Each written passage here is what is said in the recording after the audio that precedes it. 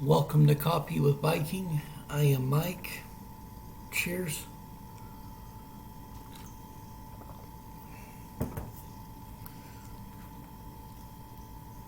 Today's devotion, Enduring Motives.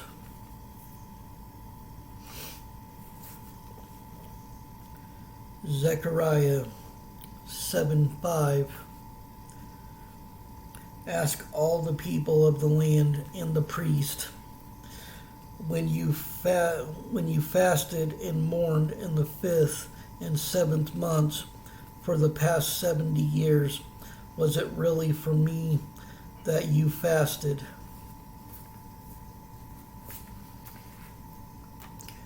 On this day in 1926, Babe Ruth hit a World Series record 3 home runs in a single game. Ruth was famous for saying, "The way a team plays as a whole determines its success." You may have the greatest bunch of individual stars in the world, but if they don't play together, the club won't be worth a dime. Ruth reminded everyone that the reasons teammates show up to play are important. The motives matter. That motives matter. Before the game, the Sultan of Swat sent 2 baseballs and a note to a young John Sylvester, who was confined to a hospital bed. The note read, "I'll knock a homer for you."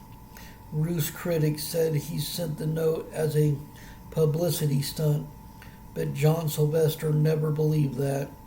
He recovered, served his country, and became a company president. The story demonstrates that although it's difficult to evaluate another man's motives, it's fairly easy to examine your own. And when it comes to looking at motives, before we look at another person's motives, we need to take a deep look into what ours are.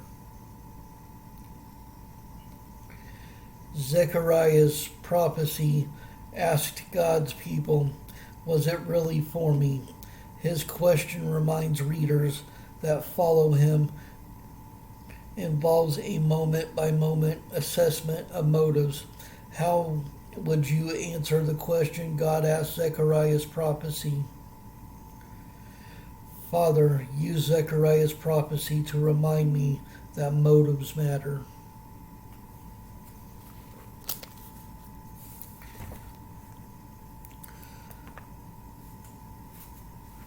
And like we read there at the end, when it comes to serving God, do you have a hidden motive?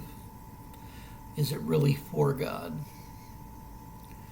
Sometimes that's a question I look at myself, because I want to make sure everything I do is for Him and not for myself. I want to know that my motives are pure and not selfish. I want to know that not only are they for God, but that they can help others. Kind of like when I'm at work too, I like to know that my motives aren't just to make my night easier, but to also help when I leave that night, that the last person standing for the next hour and a half has it as easy as possible, and that the morning crew can just jump in and do their stuff without any extra work. So like it said there, and Babe Ruth was right, motives matter. I mean, if our motives are always selfish, which sometimes our motives are selfish, like I was saying, I also try to make my night easier as well as everyone else's.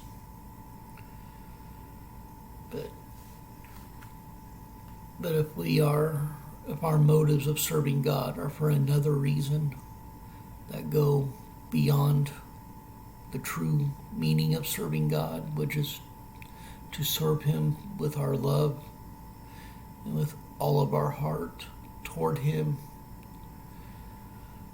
then you got to ask another question. Are you truly serving Him?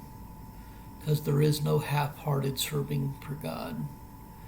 It's one of those you're either all in on His team or you're not.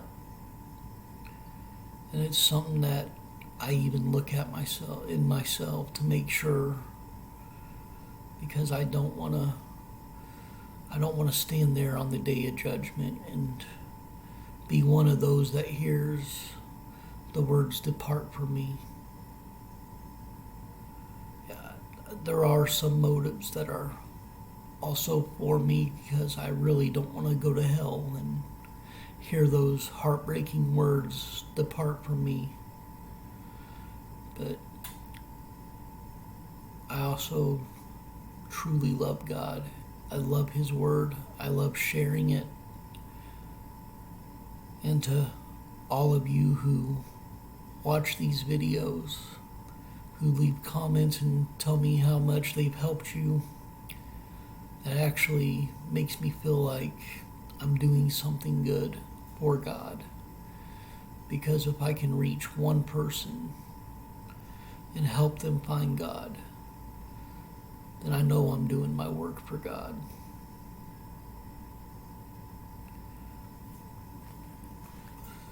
So when it comes to serving God, look at your motives, and not just that, but anything you do in life.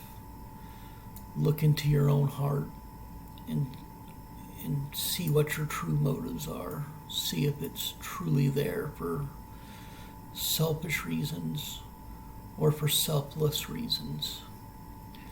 If you work with a team, see if your motives are selfish or to help the team too.